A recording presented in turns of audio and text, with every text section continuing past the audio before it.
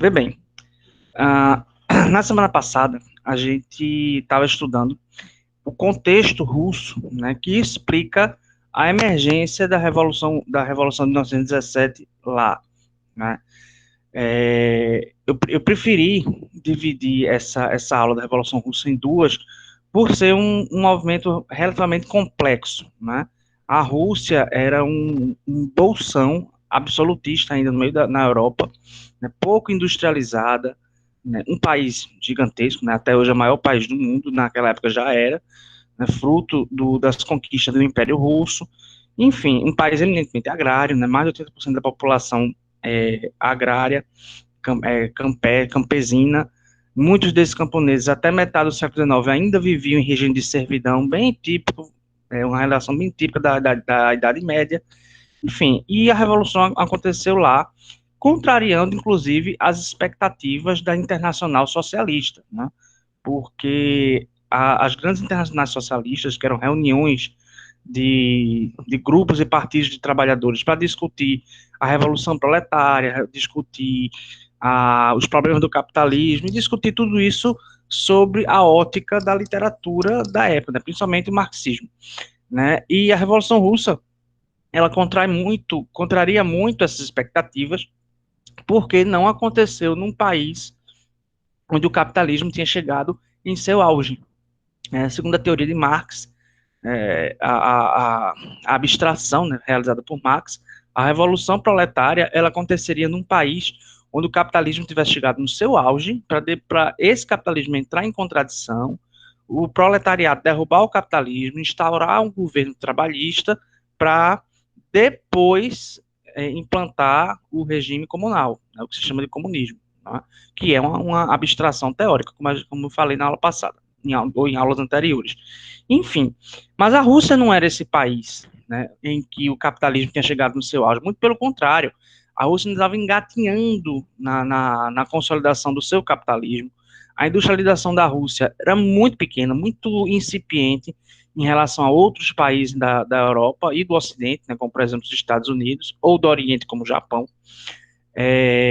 A Rússia só focou, né, a industrialização em basicamente Moscou, a capital, né, e São Petersburgo, a segunda maior cidade em relação em termos de importância da Rússia naquela época, uma cidade mais ao norte de Moscou, tá? Então, não tinha as condições que Marx previu para que a Revolução Proletária acontecesse, mas aconteceu, certo? Né, justamente porque houve uma fusão dos interesses da grande massa camponesa da Rússia com os interesses da classe operária urbana, né, que estava trabalhando nessas primeiras indústrias e tal, praticamente o proletariado de Moscou e de São Petersburgo, e para chacoalhar ainda mais essa situação, teve o envolvimento da Rússia na Primeira Guerra Mundial, né, um envolvimento que tanto matou muita gente, né, foram mais de 4 milhões de russos que morreram, quanto exauriram os cofres da Rússia, né. Então, apesar de não ser um país eminentemente capitalista, mas era um país que vivia numa tensão social muito grande. Então, por isso, a revolução acabou acontecendo lá. Então, é considerada a primeira revolução eminentemente trabalhadora da história da humanidade. Por que eu digo isso? Porque outras grandes revoluções que aconteceram, como a Gloriosa, a independência dos Estados Unidos, ou a Revolução Francesa, que é um grande marco da contemporaneidade, não foram revoluções de trabalhadores, não foi revolução da classe operária, né, não foram revoluções feitas do povo, pelo povo e para o povo, certo? Como foi a Revolução Russa. A Revolução Francesa, por mais que tivesse gente pobre, né, gente camponeses na rua, fazendo a revolução, mas a ideologia da Revolução Francesa não era trabalhista, não era do povo, era da burguesia francesa, tá?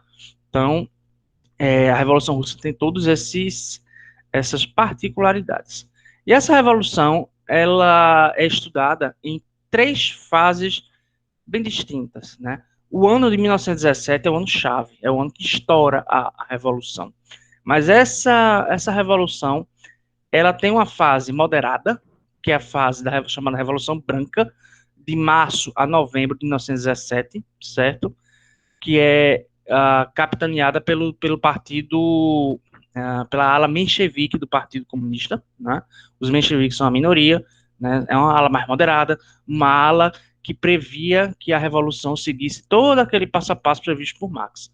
Tem a Revolução Vermelha, a partir de novembro de 1917, que é quando radicaliza-se a Revolução, é capitaneada pelo grupo bolchevique, né, que são liderados por Lenin, e eles, diferentes dos mencheviques, não queriam a revolução gradual, queriam uma revolução imediata, naquele momento, abrupta, violenta, para acabar mesmo com os privilégios da burguesia, né, e da aristocracia russa. E depois disso, a Guerra Civil, né, que vai de 1918 a 1920. Então, a primeira fase, a chamada Revolução Branca, acontece quando os mencheviques conseguem tirar o czar, né, Nicolau II, do poder. Na verdade, ele é forçado a abdicar do poder. Né? Quando ele é forçado a abdicar do poder, instala-se na Rússia um governo provisório. Né? Um governo provisório que começa a pensar em algumas questões que atendam aos interesses da classe operária russa e da classe popular russa, mas também sem ferir grandes interesses da aristocracia e da burguesia russa. Por quê? Porque eles pensavam que essa burguesia tinha que amadurecer, o capitalismo tinha que amadurecer. Então, eles não queriam solapar o capitalismo naquele momento. Então, uma das grandes conquistas da classe trabalhadora nesse momento foi a redução da jornada de trabalho, de 12 para 8 horas. 12, essa carga horária de 12 horas é uma carga horária, digamos, oficial, porque em alguns rincões assim, da Rússia, tinham trabalhadores que trabalhavam até 20 horas por dia, certo? Ou seja, tinha 4 horas para fazer o resto, comer, dormir, enfim, o resto da sua vida, né? Mas houve essa conquista. E também, esse governo provisório, ele promoveu uma grande anistia a presos políticos. Quem eram esses presos políticos? Eram a oposição ao regime czarista, basicamente membros do Partido Socialista Russo, né, que ao longo das décadas, desde o século XIX, haviam sido perseguidos pelos czares. Então, essa galera vai conquistar a anistia política ao longo do primeiro semestre do ano de 1917, certo? E também é um governo que garante algumas liberdades fundamentais ao cidadão, certo?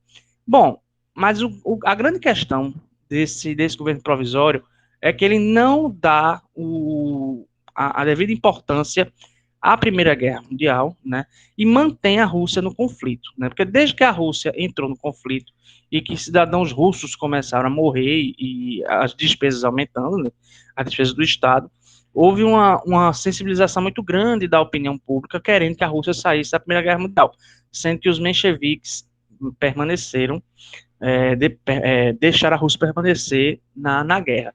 E usando esse argumento de que a permanência da Rússia na guerra era inaceitável, o partido bolchevique, a ala bolchevique do partido, né, derruba os mencheviques do poder e dá início a uma nova fase da revolução, que é chamada fase vermelha, né, a fase quando o movimento torna-se mais radical. Então, os bolcheviques tomam o poder no dia 7 de novembro de 1917 e instala-se um governo de conselhos dos comissários do povo, liderados por Vladimir Lenin.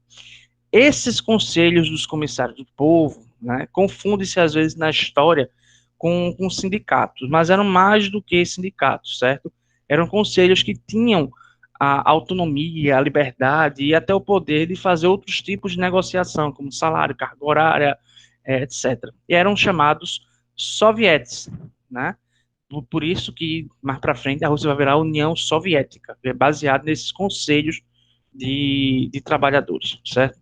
Bom, uma das primeiras coisas que se faz, né, que o governo provisório de Lenin faz nessa fase, é tirar a Rússia da Primeira Guerra Mundial, né, através do Tratado de Brest-Litovsk, assinado com a Alemanha. Então, é basicamente um armistício que se assinou com a Alemanha, Houve alguns prejuízos para a Rússia, né, como a perda de territórios, como eu falei na aula sobre a Primeira Guerra Mundial, mas o grande ganho foi a saída da guerra. E com isso, Lenin conquistou, inclusive, muita popularidade, já que isso era uma reivindicação antiga, certo?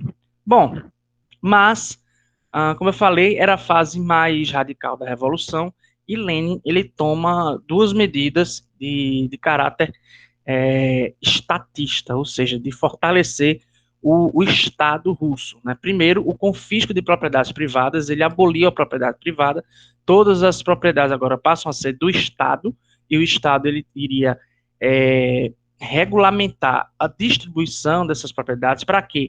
Para evitar a existência de grandes concentrações de terra, ou de indústria, ou até de dinheiro nas mãos de poucas pessoas. Então, o sentido disso era fazer a distribuição da propriedade privada. E, paralelamente a isso, ele estatiza a economia e nacionaliza as empresas, ou seja, torna as empresas russas, as indústrias russas, todas elas estatais, propriedades do Estado, né? Só para fazer um paralelo, nós hoje aqui no Brasil temos algumas estatais, né? Por exemplo, a Petrobras, os Correios, são empresas que são do Estado. É isso que Lenin faz. Torna todas as empresas que antes eram privadas de administração exclusiva do Estado. Por quê? Porque era do entendimento de Lenin, do seu grupo, né, marxista-leninista, de que o capitalismo não podia estar na mão do proprietário, do burguês, porque a exploração do homem pelo homem vinha por conta disso, certo? Bom, isso é uma questão também ideológica que não vale a pena agora entrar nessa discussão, mas isso foi uma das grandes características da Revolução Russa, né? Esse momento de estatização e nacionalização da indústria e da propriedade privada. Bom, obviamente que isso tudo não foi muito fácil, né? Houve um momento em que o estranhamento entre os bolcheviques e os mencheviques, ou seja, os vermelhos e os brancos, eles vão gerar uma guerra civil, né, na Rússia. Essa guerra se instala em 1918 e vai durar 2 anos. Um instantinho só, minha gente, rapidinho. Agora tem um barulhinho aqui na sala, tentar resolver.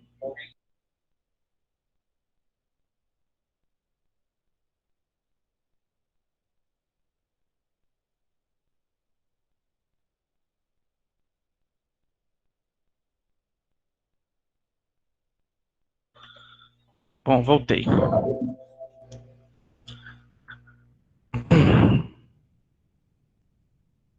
Espera aí.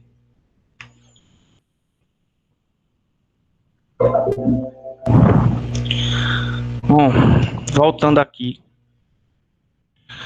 Então, como eu estava falando, esse estranhamento entre bolcheviques e mencheviques vai ter uma resposta que é a guerra civil, tá? Essa guerra civil, ela teve um apelo internacional muito grande, porque alguns países, né, de fora, como Inglaterra, França, até os Estados Unidos, o Japão e outras potências europeias, elas tinham medo que essa revolução vermelha, bolchevique, ela se espalhasse pelo mundo. Então, é, os mencheviques foram apoiados e financiados contra os bolcheviques nessa guerra civil por esses países, né? E outra, além da disputa interna entre bolcheviques e mencheviques, lembre que são duas alas do mesmo partido, mas as forças monárquicas também se organizaram, se associaram para tentar restaurar a monarquia na Rússia, certo? Nesse momento ainda o czar estava vivo, certo? Eu digo isso porque a mando de alguns revolucionários mais radicais, a família imperial vai ser toda assassinada durante a Guerra Civil, tá? Bom, mas enfim, então houve essa guerra, né? Mas duas coisas eu acho bem interessantes a gente pensar com relação à Guerra Civil. Primeiro, o envolvimento internacional, né? Como eu falei, havia um interesse muito grande o, de frear o avanço das ideias bolcheviques pela Europa, né?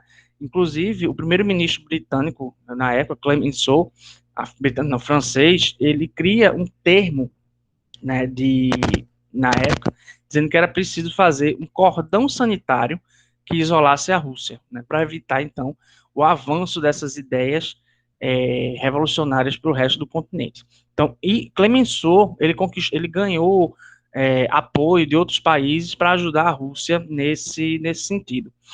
E a outra coisa é a instalação do chamado comunismo de guerra, que são práticas que Lenin traçou para administrar o país durante a guerra, né, para deixar o Estado russo ainda mais forte. Eu tinha falado, por exemplo, que ele estatizou algumas empresas, confiscou propriedade privada, mas ele vai tomar algumas outras medidas, como, por exemplo, o Estado tem que controlar diretamente a distribuição de alimentos para a população, né, o Estado passou a controlar a produção de armas, por exemplo. Então, esse chamado comunismo de guerra é o auge da estatização da Rússia. Tudo isso durante o período da Guerra Civil. Enfim, foram dois anos de guerra, até que, finalmente, em 1920, o Exército Vermelho, os bolcheviques, eles são considerados vencedores. E quem lidera esse exército é um russo chamado Trotsky, Leon Trotsky.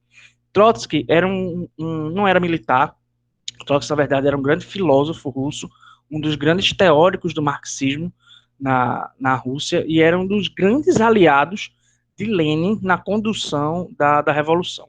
E Trotsky ele vai ter uma importância tão grande que quando Lenin morre, né, em 1925, ele vai disputar com Joseph Stalin o controle do partido e da Rússia, e vai acabar sendo exilado e assassinado lá no México, enfim. Então, Trotsky não é qualquer pessoa. Trotsky era um grande nome da Revolução e o grande herdeiro político e intelectual de Lenin, né? Bom, falando de Lenin, né, como eu falei, essa Guerra Civil acaba em 1920. Com o fim da guerra, Lenin pode governar com mais calma, né, e instalar o que ele chama de revolução permanente, né, para prolongar as conquistas da classe trabalhadora, tá?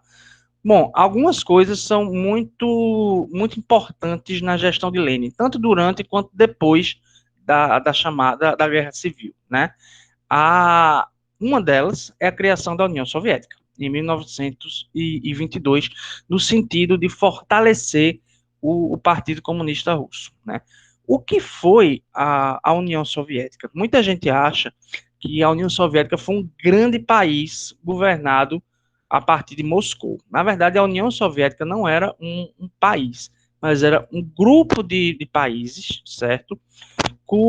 Todos eles com governos independentes, mas todos esses governos estavam ligados a um único partido, que era o Partido Comunista Russo, que tinha sede em Moscou. Então, a União Soviética era um grupo de países cujas decisões, cujo planejamento de governo, seja na esfera econômica, política ou social, estavam centralizados no Partido Comunista Soviético, que tinha sede em Moscou. Então, é como se Moscou, que era a capital da Rússia, fosse a grande sede da União Soviética. A União Soviética, no seu auge, ela chegou a ter 15 repúblicas associadas, certo?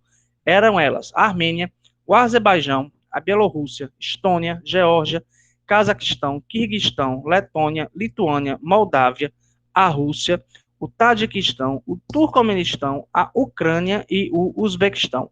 Se vocês tiverem um mapa da Eurásia na cabeça, é a parte mais a oeste, mais ocidental da Rússia. É a Rússia e todas aquelas repúblicas que fazem fronteira com a Rússia a oeste, além da Ucrânia, que é a leste, certo? Então, foram 15 países que se reuniram, tá, em torno da liderança de Moscou, certo?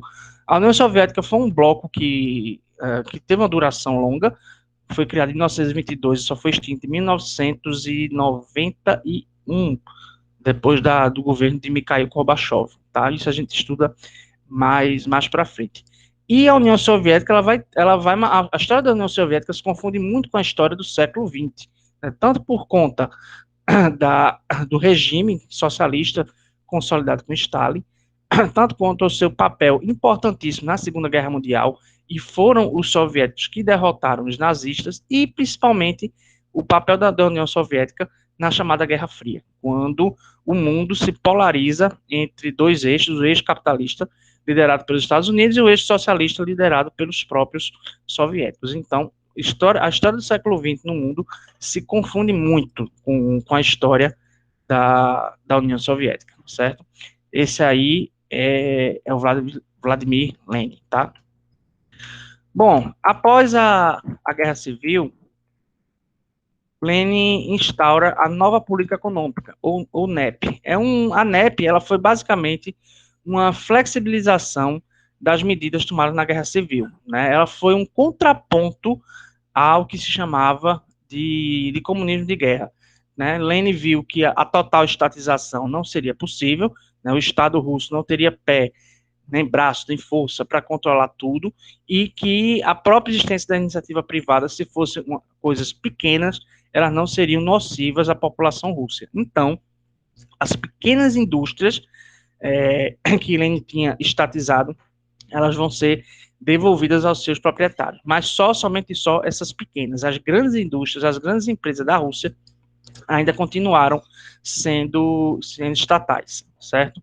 Além disso, ele devolve aos camponeses o direito de vender os seus excedentes, ou seja, aquilo que eles plantavam, né, que eles produziam, o que sobrava eles podiam vender agora com total liberdade, porque durante a Guerra Civil essa venda também era feita pelo Estado. Então, ele devolve aos camponeses essa liberdade de negociar os seus insumos, certo? Bom, o governo continua no controle das finanças da indústria do transporte. Isso é muitíssimo importante durante a história todinha da União Soviética, porque a União Soviética ela foi muito marcada por ser um Estado extremamente dirigista, né?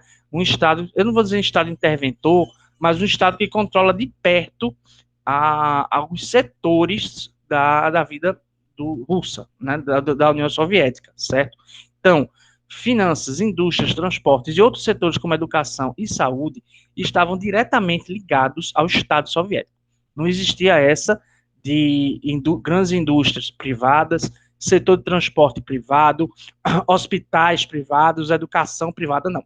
O entendimento do governo da União Soviética é que todos esses setores deviam ser setores de Estado. Então, durante toda a história da União Soviética, até o seu fim, né, o Estado soviético, ele tinha o controle dessa vida econômica produtiva da União Soviética, certo? O auge disso se deu principalmente depois do governo de Stalin, a gente vai chegar a isso mais para frente, a partir do estabelecimento de planos quinquenais, ou seja, a cada 5 anos, a Rússia, aliás, a União Soviética, ela estabelecia metas, né, nesses vários setores econômico, político, social, e o governo, nesses 5 anos, tinha que seguir à risca o que foi planejado, né? Geralmente, esses planos quinquenais, eles privilegiavam algum setor, ou seja, 5 anos privilegiando a indústria, outros 5 anos privilegiando transporte, outros 5 anos privilegiando a economia, e por aí vai, certo? Então, isso foram chamados planos quinquenais de Joseph Stalin, né? Além disso, né, Lenin também devolveu aos comerciantes pequenos o direito de comprar e vender livremente. Então, veja o seguinte, a lógica da nova política econômica, né, e desse controle do Estado por Lenin, e depois por Stalin, era sempre favorecer o pequeno empresário, o pequeno camponês, o pequeno comerciante, o pequeno industrial, enfim, o pequeno, certo? Não, o grande capitalista, o grande empresário, o empresário rico, ele não tinha vez na União Soviética, certo? A intenção era sempre favorecer a classe mais pobre. A classe mais pobre não, mas a classe mais baixa, a classe eminentemente trabalhadora. Né? A política da União Soviética era a política da não existência de pessoas que vivessem só de renda, mas pessoas que vivessem do seu trabalho. Né? Porque o grande capital, a gente sabe que os grandes capitalistas mal trabalham. eles vivem de lucro dos seus grandes negócios, né, por banqueiro, né, ou grandes industriais. Esse pessoal quase não trabalha mais, ele vive de renda. Né? Então, a política da União Soviética era evitar isso, a existência de pessoas que vivessem de renda e o estímulo que as pessoas vivessem do seu trabalho, efetivamente do seu trabalho, tá? Bom, então, no geral, essa nova política econômica, a NEP, ela foi exitosa, né, teve sucesso, mas alguns opositores de Lenin, eles utilizavam isso para chamar ele de traidor, né? Porque a ala mais radical do partido bolchevique, do grupo bolchevique, achava que o chamado comunismo de guerra ele devia se estender para depois da guerra, né? Ou seja, o controle estatal de tudo. Tá? Mas Lenin, como eu falei, vai devolvendo algumas coisas ao pequeno proprietário, ao pequeno comerciante, ao pequeno camponês. Então, isso foi visto para alguns como uma traição aos ideais socialistas ou comunistas, certo? E Lenin passou a enfrentar uma grande oposição dentro do seu próprio governo, tá? Bom, Lenin morre em 1924 e quando ele morre, né, dois grandes nomes vão começar a disputar internamente quem seria o sucessor de Lenin, tá? Então, dois caras, dois homens, duas figuras extremamente influentes dentro do partido passam a disputar o poder. E eles tinham visões totalmente diferentes do que seria a revolução, né? De um lado, Trotsky, né, o filósofo lá que eu falei, que defendia uma revolução permanente, ou seja, Trotsky achava que os ideais e as conquistas da classe trabalhadora vindas com a Revolução Russa, eles deviam ser construídos em escala internacional. A Revolução Permanente de Trotsky é uma revolução internacional, uma revolução que atingisse todo o capitalismo mundial e derrubasse esse capitalismo. Já Stalin, não. Stalin defendia o que se chamava do socialismo em um só país. Então, ele achava que a revolução, primeiro, deveria se consolidar na União Soviética para depois se espalhar por outros países, certo? Enfim, nessa disputa de poderes, Stalin acaba vencendo, né? E ele assume o poder na União Soviética e só sai quando morre, em 1953, né? Talvez, aí a minha interpretação como historiador, o medo que as pessoas ainda hoje têm do chamado comunismo, ou de governos populares, etc., muito desse medo, desse preconceito que se tem, é por conta do governo de Stalin, né? O problema do governo de Stalin não são as suas ideias, mas é o que ele transformou a União Soviética, né? Porque, apesar de várias conquistas, apesar dessa ideia de economia planificada, né, nos planos quinquenais, apesar dessa disponibilidade dele de consolidar a revolução na Rússia e de manter o poder na mão dos trabalhadores, Stalin virou um ditador. Né? Não apenas por conta do seu longo mandato, né, que durou mais de 20 anos. A questão não é apenas esse, mas a questão é que Stalin acabou virando um ditador à moda antiga, né, perseguindo opositores, matando opositores, né, estabeleceu dentro da União Soviética também campos de concentração muito parecidos com os campos de concentração nazista, tá? Teve coisa boa? Até teve. Né? O governo de Stalin foi muito marcado por um grande desenvolvimento industrial e da agricultura na União Soviética. É com Stalin que a União Soviética começa a investir em indústria pesada, né? Metalurgia, siderurgia, e com essa indústria pesada ele mecaniza a agricultura, porque a agricultura dos países da União Soviética ainda eram muito manuais, né? Eles empregavam técnicas agrícolas que não se utilizava na Europa desde o século XVIII, XIX, por exemplo. Né? Então, Stalin ele vai mecanizar a agricultura, tá? Mas, como eu falei, Stalin ele virou um ditador tão cruel como Hitler ou como Mussolini eram naquela época, né? O próprio Trotsky, como eu falei, ele foi vítima do autoritarismo de Stalin. Quando Stalin assume o poder, Trotsky ele não desiste de pregar os seus ideais de uma revolução permanente e internacional e começa a viajar para alguns países. Sendo que aproveitando essas viagens de Trotsky, Stalin impõe exílio para ele, né? Proíbe Trotsky de voltar para a União Soviética. Então, Trotsky ele vai sair pingando assim em vários países ao longo dos anos, né? Até que ele chega no México, se não me engano, em 1940, foi durante a Segunda Guerra Mundial. No México, né, o México era um país de tradição de esquerda muito forte, né, tinha passado por uma revolução em 1910, né, e lá ele ganha asilo político, o Trotsky, e ele vai morar, ele vai ser recebido, vai ser acolhido, ele e sua mulher, por um casal muito famoso no México, que era os artistas plásticos Frida Kahlo e Diego Rivera, ambos ligados ao Partido Comunista Mexicano, né? Ambos defendiam muito a classe trabalhadora no México, enfim.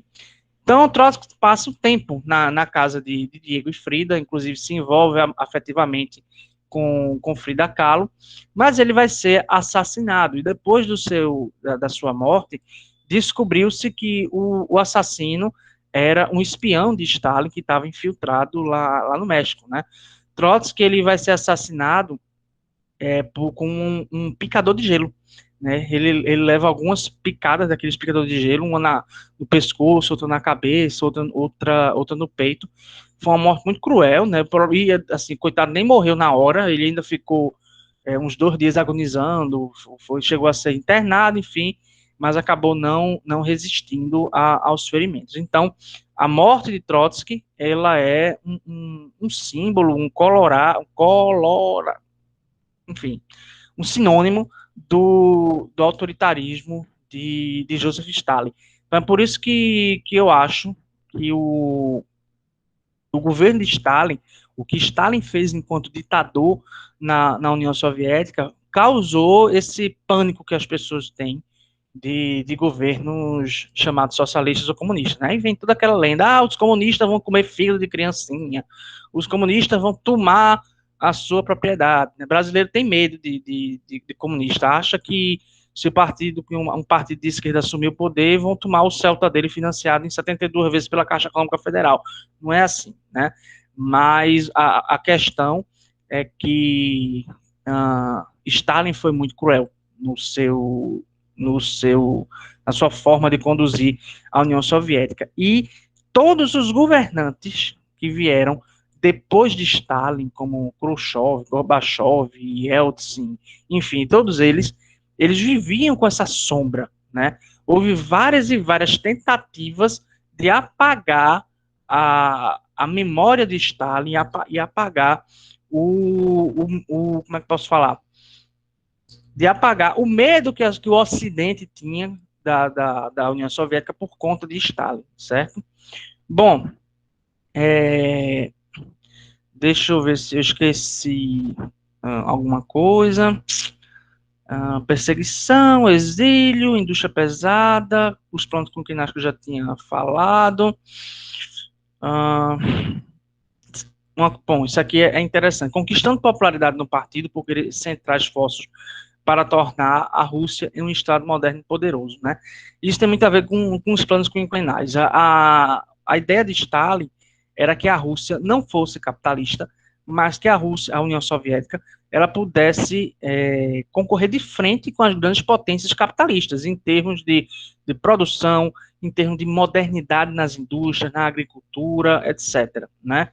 Então, essa é a ideia de Stalin, principalmente fazer frente aos Estados Unidos, a Inglaterra e a França, né, que eram os 3 grandes símbolos do capitalismo ocidental, tá? Ele vai conseguir isso? Até vai, né? O investimento de Stalin em indústria pesada, em agricultura e em indústria militar foi muito grande. É tanto que a União Soviética acabou vencendo a Segunda Guerra Mundial e a União Soviética acabou também concorrendo em termos de modernidade e industrialização com os americanos durante muito tempo, né? A União Soviética de Stalin era tão bem desenvolvida, né, que a corrida espacial entre União Soviética e Estados Unidos na década de 50, 60 foi muito intensa, né? Existe até hoje uma ala de pessoas que dizem que o homem, o americano, não teria ido à Lua naquela data específica que ele foi, na década de 60. Acho que aquilo foi uma armação para não ficar por baixo da União Soviética, porque a União Soviética lançou a primeira viagem tripulada para o espaço. Não foi tripulada por uma pessoa, foi por uma cachorra, mas foi a cachorra chamada Laika, mas foi a União Soviética que primeiro mandou um ser vivo para fora da Terra, né? Além do envio de satélites, etc. e tal. Então, tem gente que defende que para os Estados Unidos não ficarem por baixo, né, dessa corrida espacial, eles supostamente teriam inventado que o homem pisou na Lua, etc. Tá? Existe toda uma teoria da conspiração com relação a isso. Mas se você me perguntar, existia tecnologia e dinheiro suficiente naquela época dos dois países, Estados Unidos e União Soviética, para mandar o homem para a Lua? Eu vou dizer que sim, existia, tá? Bom, então é isso. Mais para frente a gente vai ver algumas outras questões com relação à União Soviética, quando a gente estudar tanto a Segunda Guerra Mundial como a Guerra Fria, certo? Deixa eu...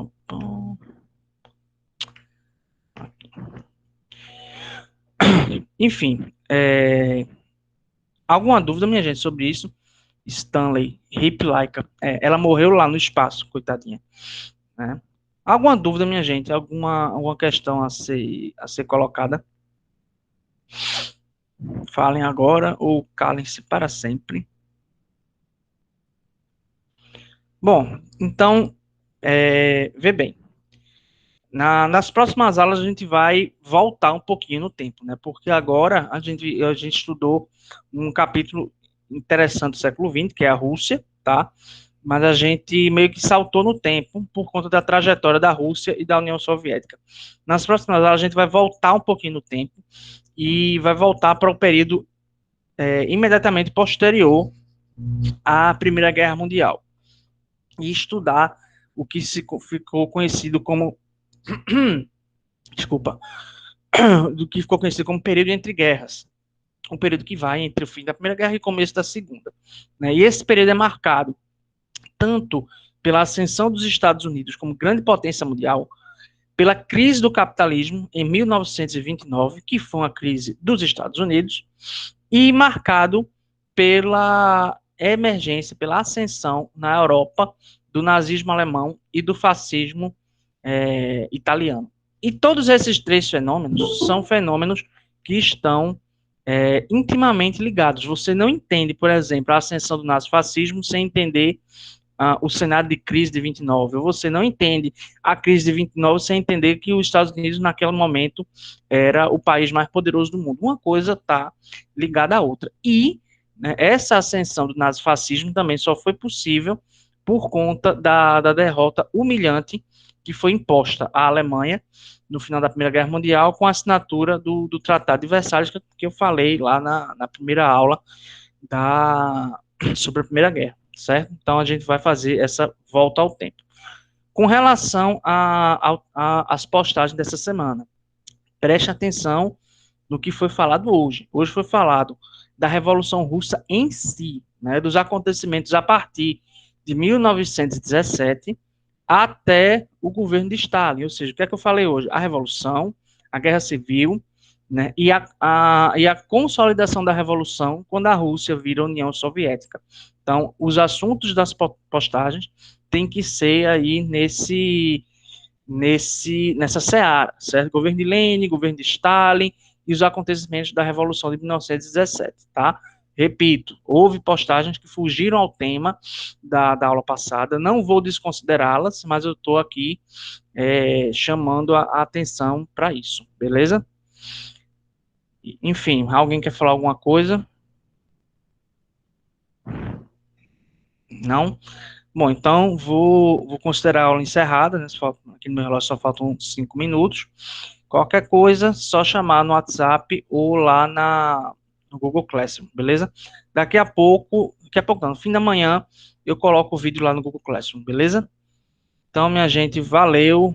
Boa. Deixa eu perguntar uma coisa para vocês. Eu tô meio por fora, assim, do calendário. Peraí, calma, me deixa agora não, quero perguntar um negócio. Essa aula de hoje é a última aula do ano, por Não, a conta de próxima ainda tem. recesso de Natal.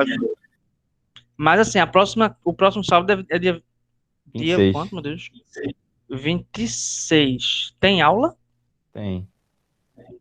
É? É. Sério mesmo? Se quiser fazer assíncrona, a Tá. gente agradece. Como é? Se quiser fazer assíncrona, a gente agradece. Porque assim, né? Eu sei que não vai ter festa de Natal, mas eu queria estar descansando, né? Até porque oficialmente, dia 25, eu entro de férias, né? Tá, mas enfim, deixa eu então só me localizar no tempo e no espaço. Dia 26 tem aula, vai ser assíncrona, isso é certo.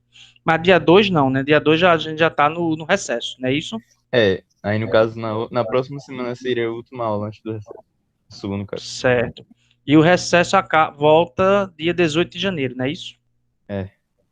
Tá, beleza. Então, tranquilo, combinado. Então, na próxima semana eu posto uma aula assíncrona. Dá 2 aulas vagas com atividade assíncrona. Como assim, Arthur? Não entendi, não. Se você puder falar aí, ou alguém puder interpretar o que ele falou. É porque parece que todas as aulas vão ser sem atividade. No caso, ele tá dizendo que a sua aula vai ser sem atividade. É só o vídeo. Eu vou pensar, tá? Vou pensar, Um mas, vídeo. Taca, bexiga. certo, enfim, só nada mesmo, aí é cruel, né? É porque, veja só, se fosse outro assunto, eu até deixaria uma coisa nesse sentido. Mas a crise 29 é um assunto que, às vezes, até eu tenho dificuldade de entender ou de explicar. Então, eu prefiro gravar um vídeo mais bonito, bem bonitinho sobre essa crise de 29, porque é um assunto meramente de economia, tá? E eu posso até, né, para descansar no custo terra. Foi, Minha gente, vocês vão ter 18 dias. foi a quebra da Bolsa de Valores, não foi? Isso, a quebra da Bolsa de Valores de 1929. Então tem muita coisa que é pura linguagem de economista, né? E às vezes eu tenho uns bloqueios para entender e para explicar também, né? Por conta disso. Então eu tenho que estudar, toda que eu vou dar essa aula, eu estudo antes, organizo as ideias na cabeça para poder dar aula, tá? Mas enfim, o que eu posso fazer, de repente, é dar um prazo maior para vocês postarem no Instagram sobre essa aula, tipo, só em janeiro, mas enfim, a gente vai negociando, beleza? Sim, Bom, é senhor. isso, vamos embora. Vocês têm outra aula, eu também. Até mais. Se eu não falar com vocês assim mais efetivamente, bom Natal, bom Ano Novo, e que o mais Feliz breve possível a Natal, gente pessoal. seja vacinado. Valeu.